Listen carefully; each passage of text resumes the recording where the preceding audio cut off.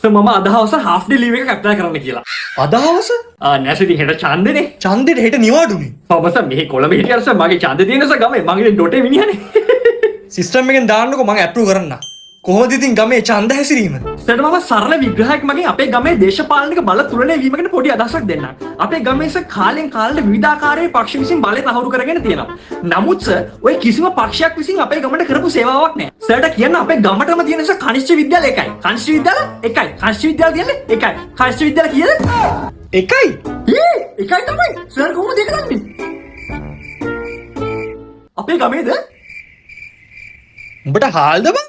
කොහොම හරි අපේ ගමේට පානීය ජලය නැහැ. ඊළඟට තෙකලා විදුලිය නැහැ. ගමට පිට්ටනියක් නැහැ. කොටින්ම කියන මරණාධාර සමිතියක්වත් නැහැ. දැන් පානීය ජලය නෑ කියන්නේ.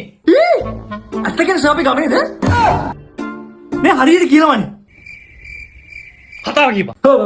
කොහොමින් හරි සර් අපේ ගමේ සර් මොනෑම ආකාරයේ හෝ දේශපාලනික බලතුලන වීමක් සිදු වුණත් කිසිදු ආකාරයකින් සර් අපේ ගම්වැසියන්ට කිසිදු සහනයක් ලැබිලා නැහැ. ඉතින් මේකත් එක්ක සර් අපේ ගමේ ඉන්න මිනිස්සු ඔක්කොම සෑහෙන කලකිරීමකින් තමයි සර් දේශපාලනික වාතාවරණය යටතේ ජීවත් වෙන්නේ. ඉතින් සර් මේකත් එක්ක අපේ ගමේ ඉන්න හැමෝම තීරණය කළා මේ පාර ගිහලා කාටවත් කතරේ ගහන්නේ නැහැ කියලා. ඒ උනට කොලේ කපනට වඩා කාට හරි දුන්න නම් තමයි හොඳ.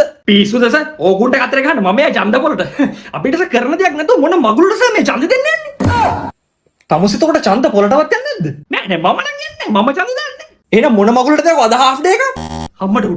ඔව් සර් ඡන්දේ දාන්නේ නැති එක්කෙනෙක් කියලා මං එහෙම වුණත් එයාව හිට තියාගන්නම්. ඈ? Se acabó.